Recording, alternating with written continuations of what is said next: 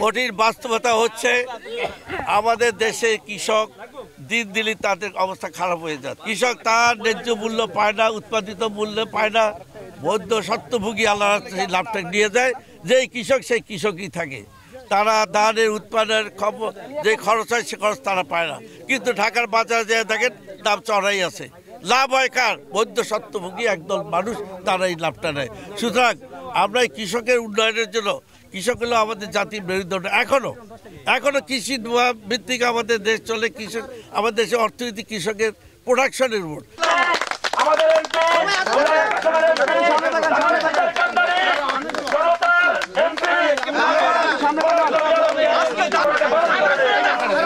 তারেক জিয়া সরকার যদি আসে, সামনে ইনশাল্লাহ আসবে। তারেক জিয়া যেটা চাচ্ছেন সেটা হলো এই দেশের কৃষকের মান উন্নয়ন, তাদের প্রয়োজনীয় জিনিস আমরা সরবরাহ করবো স্বল্প মূল্যে, সঠিক মূল্যে, যাতে এর দ্বারা তারা তাদের প্রোডাকশনের মূল্য যাতে একটা সুন্দরভাবে পর্যায়ে রাখতে পারে এবং সেখান থেকে তারা লাভ পেতে পারে। বান্ডেল থাকলে প্রতি সেনমানিতে টাকা বাঁচবে। বিকাশ সেনমানি বান্ডেল কিনে জিতুন প্রতি লেনদেনে। মধ্য স্বত্বভোগী তারা যেন অতিরিক্ত দাম নিয়ে না নেয় মাঝখান থেকে, সেই ব্যবস্থা তারা করবে।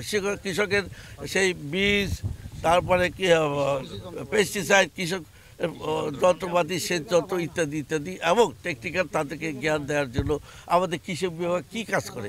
কোনো কাজই করে না। তারা মাঠে আসতে হবে, মাঠে এসে কৃষকের পাশে থেকে থেকে তাদেরকে বুদ্ধি পরামর্শ দিতে হবে তখন যেটা লাগে। এইটাই আমাদের তারেক জিয়া যদি আসেন, আমাদের সরকার যদি আসে, এইটাই করবে। এইটাই তারেক জিয়ার ভবিষ্যৎ পরিকল্পনা। আমাদের 31 দফার মধ্যে এই মধ্যে লেখা। কৃষকদের ন্যায্য মূল্য পাওয়ার ক্ষেত্রে আমরা কি ভূমিকা নেব?